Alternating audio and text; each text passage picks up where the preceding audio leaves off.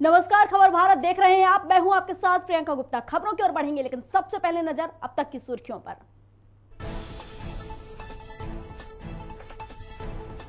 केंद्रीय नागरिक उड्डयन मंत्री ज्योतिरादित्य सिंधिया पहुंचे शाहजहांपुर। जन आशीर्वाद यात्रा में हुए शामिल। सिंधिया का कार्यकर्ताओं ने किया जोरदार स्वागत।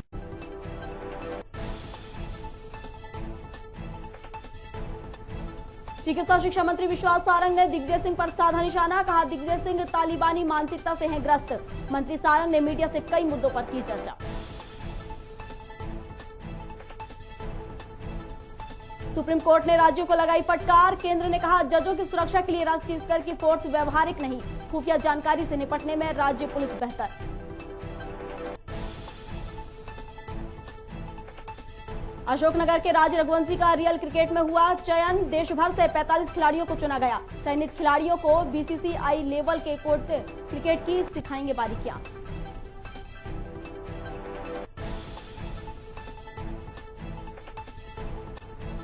और नरसुल्लागंज में सुविधाओं के अभाव में जीवन जी रहे ग्रामीणों में जगह जगह लगा गंदगी का अंबार। ग्रामीणों को शासन की योजनाओं का नहीं मिल पा रहा लाभ।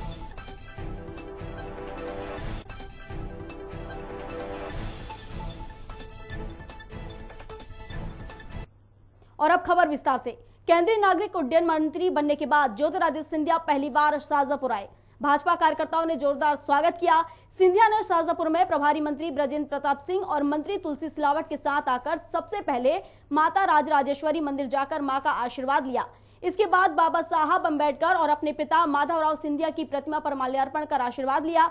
इसके बाद स्कूल शिक्षा राज्य मंत्री इंदर सिंह परमार और भाजपा जिला अध्यक्ष अंबाराम कराड़ा के साथ भाजपा कार्यालय में कार्यकर्ताओं के साथ मुलाकात कर कार्यकर्ताओं का हौसला बढ़ाया।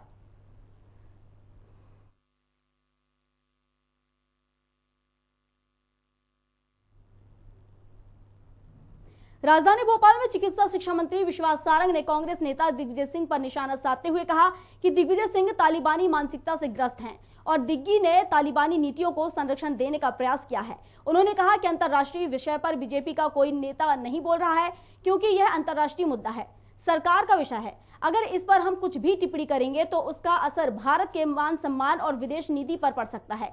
लेकिन दिग्विजय सिंह को इससे क्या लेना देना, उनको तो सिर्फ मीडिया में सुर्खियां बटोरने से मतलब है। साथ ही विश्वास सारंग ने मीडिया से कई मुद्दों पर चर्चा की है। दिग्विजय सिंह जी स्वयं तालिबानी मानसिकता के से ग्रसित हैं। कांग्रेसी हों या दिग्विजय सिंह जी जैसे नेता हों, उन्होंने हर समय तालिबान को प्रश्रय देने और उनकी नीतियों का संरक्षण करने का प्रयास किया है। कांग्रेस ने हर समय अंतर्राष्ट्रीय मुद्दों पर हिंदुस्तान का नाम बदनाम हो या हमारा सम्मान कम हो, इसी पर प्रयास किया है। मुझे लगता है एक अंतर्राष्ट्रीय विषय जिस पर हमें संयम के साथ ही कुछ बोलना चाहिए।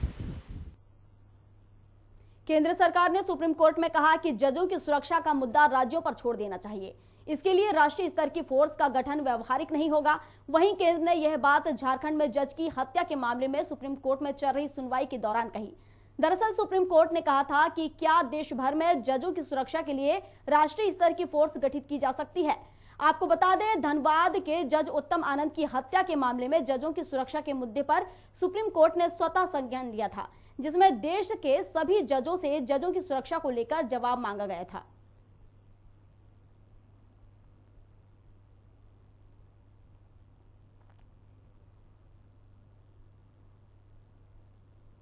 अशोकनगर जिले के क्रिकेटर राज रघुवंशी का चयन रियल क्रिकेट टैलेंट में हुआ है। बता दें कि देश भर में टॉप 45 क्रिकेट खिलाड़ियों को इस टैलेंट खोज में सेलेक्ट किया गया है।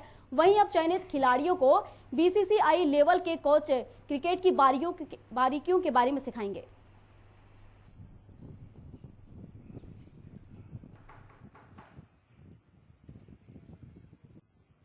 सर 45 प्लेयर्स में मेरा चयन हुआ है।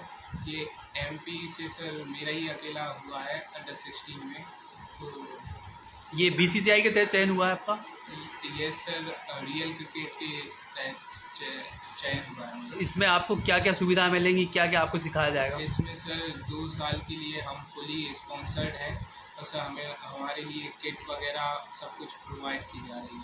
तो आपको कब कब कोचिंग के लिए बुलाया जाएगा? सर हमारा 2 साल में सर 12 कैंप लगाए जाएंगे और उनमें हमें फुली कोचिंग दी जाएगी। चलिए अगली खबर की ओर बढ़ते हैं। नरसुल्लागंज में आसपास के गांव के लोग मूलभूत सुविधाओं के अभाव में जीवन जीने को मजबूर हैं। शासन विभिन्न योजनाओं के नाम पर करोड़ों रुपए खर्च कर गांवों के चहुमुखी विकास के नाम पर भले ही लाखों दावे कर रही हो, लेकिन जमीनी हकीकत कुछ और ही है। इसका अंदाजा बालागांव से लगाया जा सकता है, जहां जगह जगह गंदगी और कचरे का ढेर लगा हुआ है। गरीबों को शासन की योजनाओं का लाभ नहीं मिल पा रहा है। मूलभूत सुविधाओं के अभाव में ग्रामीणों को कई परेशानियों का सामना करना पड़ रहा है। कई बार ग्रामीणों की शिकायत के बावजूद भी इस ओर कोई ध्यान नहीं दे रहा है।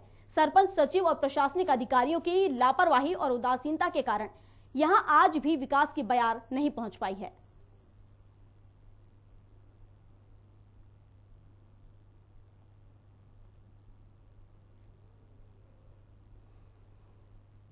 समस्या ऐसी है कि जो अभी बाढ़ पीड़ित ने लेटरिन की बोला था, तो हमने कागज़ भी तैयार करे थे। जुग्गी में हमने कुछ कागज़ भी दिए थे, अभी तक उसके कोई लाभदायक नहीं मिले हमको।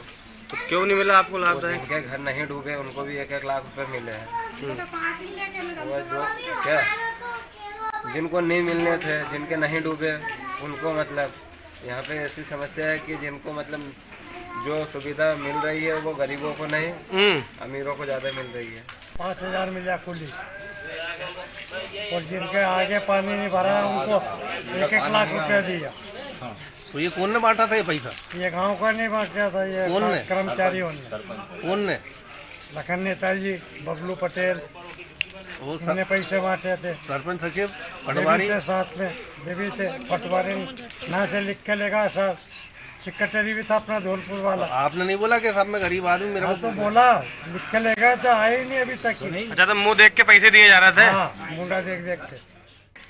तो जिन लोगों को उपलब्ध नहीं कराने की थी उन लोगों को पीएम आवास उपलब्ध हो चुकी है। जिनको तत्कालीन मिलना चाहिए, जिनको हकीकत रियल में जिनके मकान टूटे हुए हैं, अभी इस समय पानी चू रहे हैं, किसी के मकान में नीचे सो रहे हैं, उन तक भी उस पीएम आवास का लाभ नहीं दिया जा रहा है। दूसरी बात, कुछ लोगों के खाद्यान्न विभाग की पात्रता पर्ची शासन के द्वारा मिली, मगर यहाँ भाजपा के नेताओं के जो उनके संपर्क में हैं उन लोगों को खाद्यान्न विभाग भी मिल रहा है। बहुत जल्दी कलेक्टर महोदय की अध्यक्षता में एक पूरी मॉनिटरिंग कमेटी बनी है, चाहे वो नगर परिषद में हो रहे निर्माण हो या पंचायत स्तर पर। यदि कोई गुणवत्ता विहीन निर्माण करेगा, निश्चित रूप से जांच होगी और उसको पनिशमेंट भी होगी, और साथ में जरूरत पड़ी तो रिकवरी करने की व्यवस्था भी की जाएगी। लेकिन सुनिश्चित किया जाएगा कि हर स्थिति में गुणवत्तापूर्ण निर्माण हो।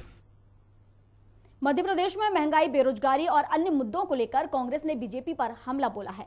विधायक और पूर्व मंत्री जीतू पटवारी ने प्रेस कॉन्फ्रेंस कर बीजेपी को किसान विरोधी पार्टी बताया है। उन्होंने कहा कि किसानों की दुर्गति दिनों दिन बढ़ती जा रही है। सीएम शिवराज ने दिल्ली में पीएम मोदी से मुलाकात के बाद कहा था कि मैं मूंग की खरीदी के लिए कहा है। किसानों का 70% सोयाबीन खराब हो गया था, लेकिन सरकार ने किसानों को उसकी भी राशि नहीं दी। जीतू पटवारी ने कहा कि मालवा के किसानों को सोयाबीन की फसल से कोई फायदा नहीं हुआ है। सीएम ने सोया प्रदेश का तमगा दूसरे प्रदेश को षड्यंत्र के तहत दिलाया। सरकार की मिली भगत के चलते किसानों को नुकसान हो रहा है। किसान अपनी मांगों को लेकर प्रदेश भर में प्रदर्शन कर रहे हैं। साथ ही जीतू पटवारी ने कई मुद्दों पर सरकार को घेरा है।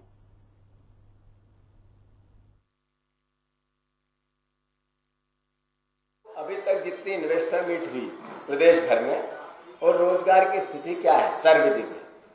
सीएम बालाघाट में रोजगार की बात करते हैं और यहाँ बेरोजगार उनके बीजेपी के ऑफिस के सामने राखी बंधवाने के लिए अपने बच्चों को लेके, छोटे छोटे साल भर 6-6 महीने के बच्चों को लेके बहनें बैठी है। मैं समझता हूँ अपने आप में ये बताता है कि रोजगार कितना है, पाखंड कितना है, झूठ कितना है। मैंने लिस्ट मांगी कि आपने 2 महीने पहले कहा था 30 दिन में 1 लाख रोजगार देंगे, आप 2 में चिट्ठी लिख के भी उनसे मांग कर रहा हूं। शाजापुर जिले की आशीर्वाद यात्रा के दौरे पर आए केंद्रीय विमानन मंत्री ज्योतिरादित्य सिंधिया ने मध्य प्रदेश की हवाई सेवा का विस्तार करते हुए मात्र 35 दिनों में 44 नए विमान की सौगात दी है। वहीं जबलपुर शहर को नई पहचान दिलाने के लिए 20 अगस्त से जबलपुर से दिल्ली, मुंबई सहित बड़े महानगरों के लिए नई विमान सेवाएं देने के साथ ही इंदौर को 6, ग्वालियर को 14 नई उड़ानें देने और इसके साथ साथ छोटे शहरों को बड़े शहरों से जोड़ने की बात कही है।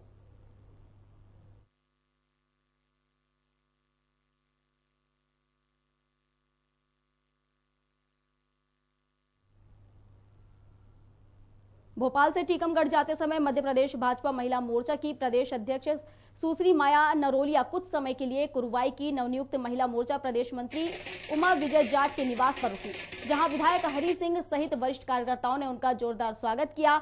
उमा विजय जाट ने नवनियुक्त प्रदेश अध्यक्ष को प्रथम नगर आगमन पर शॉल, श्रीफल और स्मृति चिन्ह देकर सम्मानित किया। वहीं प्रदेश अध्यक्ष ने कार्यकर्ताओं का आभार व्यक्त किया, साथ ही महिला कार्यकर्ताओं को संबोधित किया। वहीं मीडिया से देश में बढ़ रही महंगाई और महिलाओं पर बढ़ते अपराधों के संबंध में चर्चा की और कहा कि सरकार लगातार कोशिश कर रही है कि महंगाई कम हो और देश में स्थिरता आए। साथ ही महिला अपराध को लेकर भी बात की।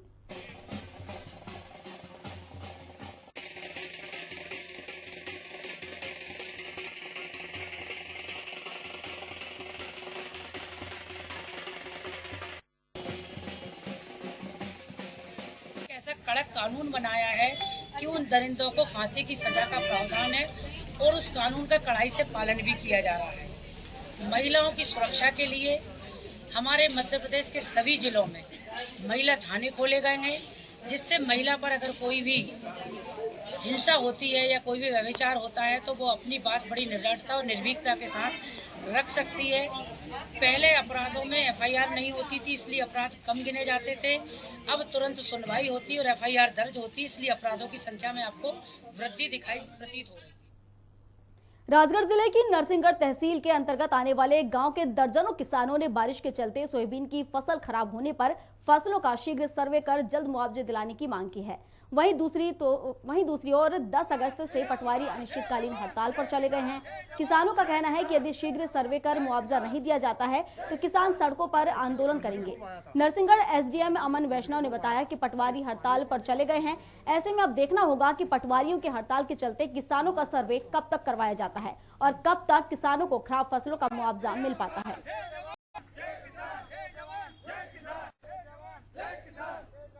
क्षेत्र में जो नरसिंहगढ़ तहसील है उसमें पूरी सोयाबीन खराब हो गई है इन प्राकृतिक आपदा की वजह से। अतः हम मतलब है सभी आसपास के 100 गांव के लोग यहाँ पे आए और माननीय वह एसडीएम महोदय को आवेदन दिया ताकि जल्द से जल्द सर्वे होकर हमें मुआवजा और बीमा राशि मिले। हम शासन से ये उम्मीद करते हैं कि जल्द से जल्द हमारी फसल का सर्वे करवाए, नहीं तो हम इन्हें रोड पर जाम लगाएंगे।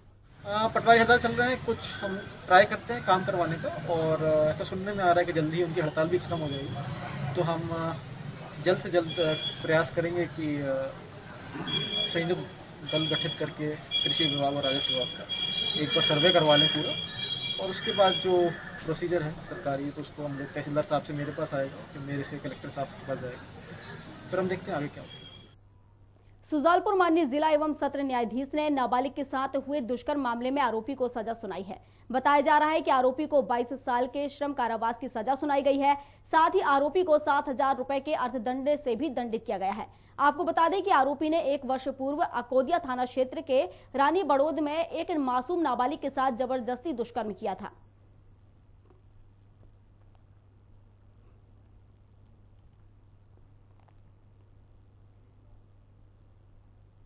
चिकित्सा शिक्षा मंत्री विश्वास सारंग का बयान सामने आया है। सारंग ने कांग्रेस पर तंज कसते हुए कहा कि कमलनाथ ने गाय पालन को बड़े बड़े उद्योगपतियों का धंधा बनाने की कोशिश की है। संरक्षण के लिए कोई काम कांग्रेस ने नहीं किया। हम गाय पर सियासत नहीं करते। गौ संरक्षण का काम बीजेपी ने किया है। वहीं सारंग ने केंद्रीय दल के साथ सीएम की बैठक को लेकर कहा कि किसानों को उचित मुआवजा मिल सके, इसके लिए दल आया है। वहीं कहा कि हर पीड़ित परिवार और किसानों को उचित मुआवजा दिया जाएगा। इसके साथ ही सारंग ने कई मुद्दों पर चर्चा की है। ये कांग्रेस है जिसने वादे बहुत बड़े बड़े किए थे, पर कमलनाथ जी ने गाय पालन को भी बड़े बड़े सेठों का धंधा बनाने की कोशिश की थी। उन्होंने गौशाला बनाने की बात तो की, पर वो गौशाला केवल उद्योगपतियों की बिजनेस मॉड्यूल पर बनाई जाने वाली गौशाला का उन्होंने कंसेप्ट दिया था। जो पूरी तरह विफल रहा। 15 महीने की कांग्रेस की सरकार में गाय के संरक्षण के लिए सरकार ने कुछ काम नहीं किया। सुजालपुर में अधिवक्ता संघ का चुनाव न्यायालय परिसर में संपन्न हुआ। इस चुनाव में अभिभाषक अजय पाल सिंह जादौन को निर्वाचन प्रक्रिया में अध्यक्ष चुना गया। वहीं उपाध्यक्ष पद के लिए जेपी मीणा, सचिव पद के लिए प्रीतम राणा का चयन हुआ। वहीं कोषाध्यक्ष के लिए निर्विरोध शैलेंद्र शर्मा का चयन किया गया। अधिवक्ता संघ में कुल 225 मतदाता अधिवक्ता हैं, जिनमें से कुल 207 अधिवक्ताओं ने अपने मतों का प्रयोग किया। इस चुनाव में अध्यक्ष पद के लिए कुल 3 प्रत्याशियों ने भाग लिया, जिसमें अजय पाल सिंह जादौन को 105 मत, अशोक परमार को 58 मत और अजय खन्ना को 40 मत प्राप्त हुए। अभिभाषक संघ सुजालपुर के निर्वाचन प्रक्रिया के द्वारा जो निर्वाचन संपन्न हुआ है, उसके लिए जो निर्वाचन में हमें अवसर प्रदान किया, हमें निर्वाचित किया। मैं हमारी अभिभाषक संघ के सभी वरिष्ठ सम्मानीय अधिवक्तागण, हमारे युवा साथियों और सभी सम्मानीय अधिवक्ताओं का भी हृदय से आभार व्यक्त करता हूं, जिन्होंने निर्वाचन प्रक्रिया में हमें निर्वाचित किया।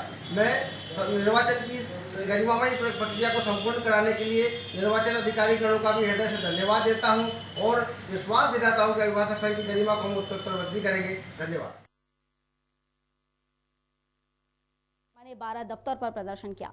प्रदर्शन में बड़ी संख्या में महिलाएं शामिल हुईं। पीसी शर्मा का कहना है कि लोगों का निर्वाचन कार्ड नहीं बन रहा है, जिससे राशन नहीं मिल पा रहा है। कई बार अधिकारियों के चक्कर लगाए, लेकिन उसके बाद भी उनको राशन नहीं मिल पा रहा है।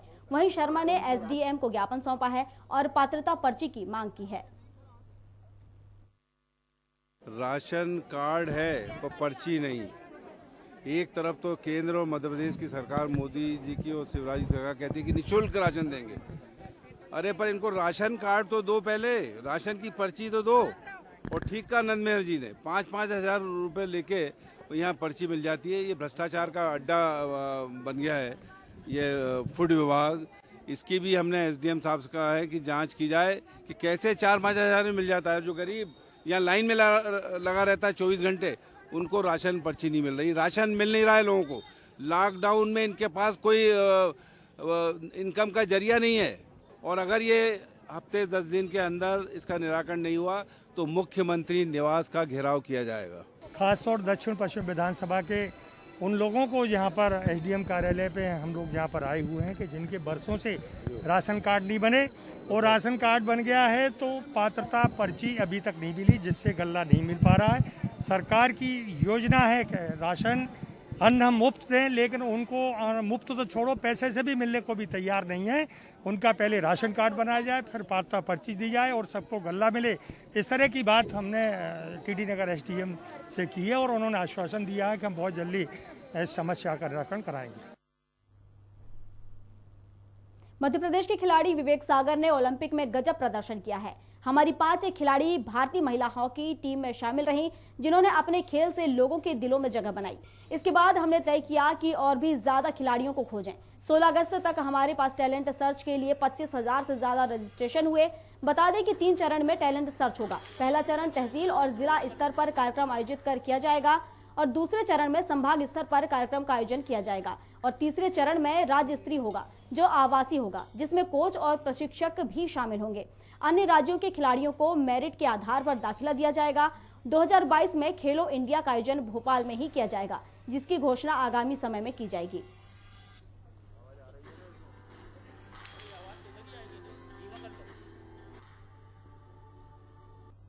राजधानी भोपाल के दुग्ध संघ परिसर में दुग्ध कर्मचारी कांग्रेस की बैठक आयोजित की गई।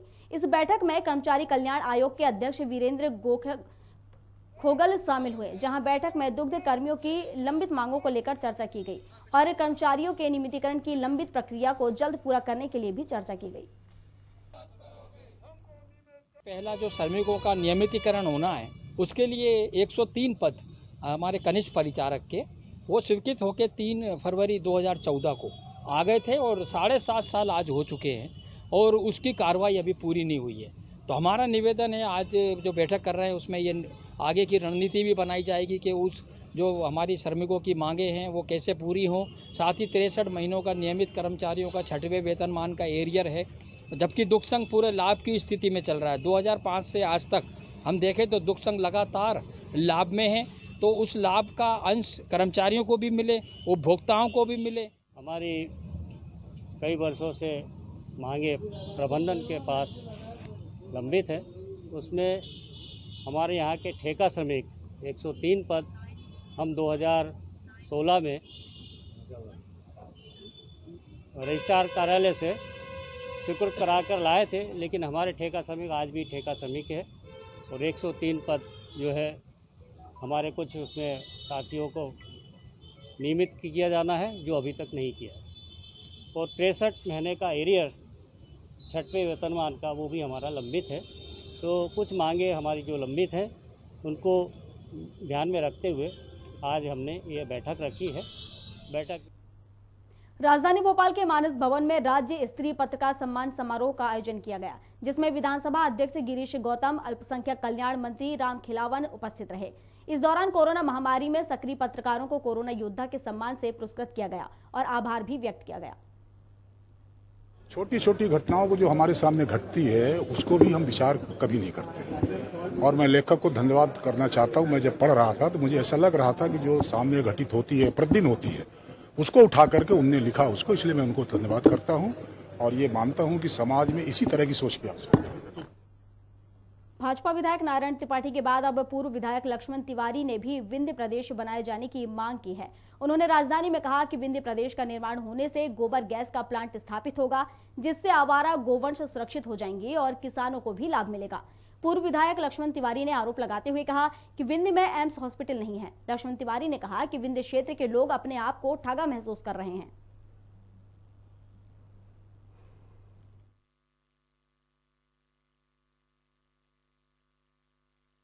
दस महीने से किसान मर रहा बॉर्डर में, उसका कहीं कोई सुनवाई नहीं। और 80 करोड़ लोगों को तुम जब खैरात बांट रहे हो, अपाहिज बना रहे हो, कमजोर कर रहे हो, उसका 2 रिजल्ट आ रहा है जो मैं देखता हूं अपनी, मैं जमीन का आदमी। बड़े बड़े घरों के लोग भी भिखारी बनने के कतार में हैं, पैसा दे के कि मेरा नाम जोड़ दो गरीबी रेखा में, और वो करते क्या है, मोटरसाइकिल में बिलोरों में ला देंगे गल्ला, और वो गल्ला लेके निकलेंगे और वो जाएंगे बनिया के यहाँ, औने पौने दाम में बेचेंगे। फिर वो अड्डा छोड़ के वो पैसा पा जाएंगे तो शराब की दुकान में जाएंगे, और शराब पी के जब निकलेंगे तो दादागिरी करेंगे, शताएंगे, घटनाएं करेंगे, और जब घर में जाएंगे तो उत्पात मचाएंगे, मतलब माँ बाप का भी संस्कार खराब कर देंगे। और जब घर में जाएंगे तो उत्पात मचाएंगे, मतलब माँ शराब पी के जब निकलेंगे तो दादागिरी करेंगे, शताएंगे, घटनाएं करेंगे, और जब घर में जाएंगे तो उत्पात मचाएंगे, मतलब माँ बाप का भी संस्कार खराब कर देंगे।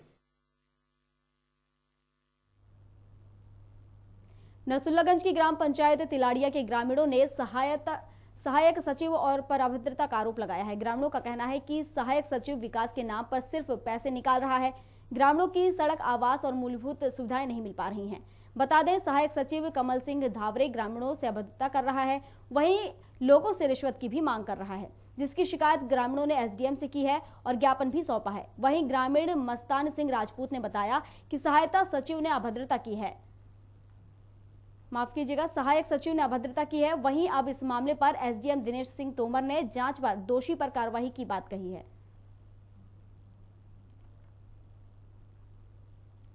ग्रामवासी तिलाड़िया के द्वारा एक आवेदन मुझे प्रस्तुत किया गया है, जिसमें उन्होंने उल्लेख किया है कि वहाँ के रोजगार सहायक जो है उसके द्वारा ग्रामवासियों के साथ में अभद्र व्यवहार किया गया, तो उसमें संज्ञान में लिया है उसको, और मैंने अपने आयुक्तदार को व्यक्तिगत रूप से उसको जांच करने के लिए निर्देशित किया है, और सत्यता पाए जाने पर कार्रवाई की जाएगी। मामला ये है कि कल जैसे युवा टीम सचिव और अपने सरपंच महोदय इनके पास में पंचायत में पहुंची थी। 15 अगस्त था, झंडा बंदन करने के बाद में बैठे थे, तो इनने हिसाब मांगा था। अब हिसाब मांगने में सचिव अपने गलत शब्दों का प्रयोग करके और हिसाब देने के लिए इनकार करने लगा। हिसाब क्यों मांगा जा रहा है? नहीं, मांगने का तो सराहनीय काम है, कोई भी मांग सकता है। नहीं, मांगा क्यों जा रहा है? क्या विकास में कुछ घपले हुए हैं? घपले की तो जानकारी देखो, अब ये कानूनी कार्रवाई होगी, उसके बाद में घपला जो भी होगा मालूम पड़ जाएगा। बाकी मांगने का इनका हक है और हर आदमी का हक है। कुरवाई की ग्राम पंचायत पेराखेड़ी के ग्राम रहंकला में बड़ी लापरवाही सामने आई है। आपको बता दें कि गांव में खुला हुआ कुआं बना हुआ है, जिसके आसपास किसी भी तरह की सुरक्षा के इंतजाम नहीं है, जिसके कारण दुर्घटनाएं बढ़ने का खतरा बना हुआ है। यहाँ दिन भर बच्चों का जमावड़ा भी लगा रहता है। जब इस संबंध में ग्रामीणों ने बात की तो उन्होंने बताया कि 30 से 40 फीट कुएं की गहराई है। कई बार सरपंच सचिव से शिकायत भी कर चुके हैं, लेकिन अब तक कोई कार्रवाई नहीं हुई है। ये रोड से लगा हुआ कुआं है, तो यहाँ बच्चे भी खेलते हैं, कभी बड़ा हादसा हो सकता है। हम लोग गांव वालों का कहना है कि यहाँ विमान मंदिर बना है, तो इसका मतलब सुरक्षा का इंतजाम हो जाए। खबर भारत में खबरों का सिलसिला जारी है। आप देखते रहिए खबर भारत। नमस्कार।